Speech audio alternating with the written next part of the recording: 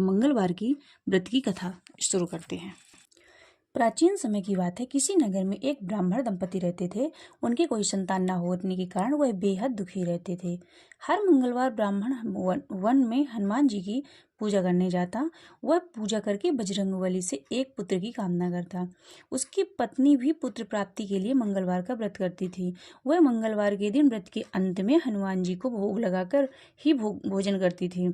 एक बार व्रत के दिन ब्राह्मणी न भोजन बना पाई और न ही हनुमान जी को भोग लगा सकी। उसने प्रण किया कि वह अगले मंगलवार को हनुमान जी को भोग लगाकर ही भोजन करेगी। वह भूखी प्यासी 6 दिन तक पड़ी रही। मंगलवार के दिन वह बेहोश हो गई।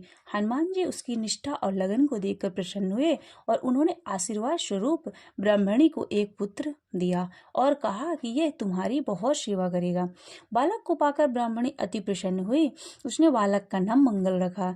कुछ समय उपरांत जब ब्राह्मण घर आया तो बालक को देखा और पूछा कि वह कौन है। तब पत्नी बोली कि मंगलवार व्रत से प्रसन्न होकर हनुमान जी ने उसे यह बालक दिया है।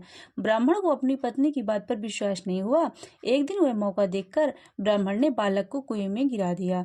घर पर लौटने पर ब्राह्मणी ने पूछा कि मंगल कहाँ है। तभी पीछे से मंगल मुस्कुराता हुआ आ गया और उसे वापस देखकर ब्राह्मण आश्चर्यचकित रह गया। रात को हनुमान जी ने उसे सपने में दर्शन दिया और बताया कि यह पुत्र उसे उन्होंने ही दिया है। सच जानकर ब्राह्मण बहुत खुश हुआ और जिसके बाद से ब्राह्मण दंपति नियमित रूप से मंगलवार का व्रत रखने लगे। मंगलवार का व्रत रखने वाले मनुष्य पर हनुमान जी की अपार कृपा होती है। कथा सुनने के बाद आप हनुमान चालीसा का पाठ जरूर करें, हनुमान अष्टक करें, सुंदरकांड भी कर सकते हैं और बाद में हनुमान जी की आरती जरूर करें।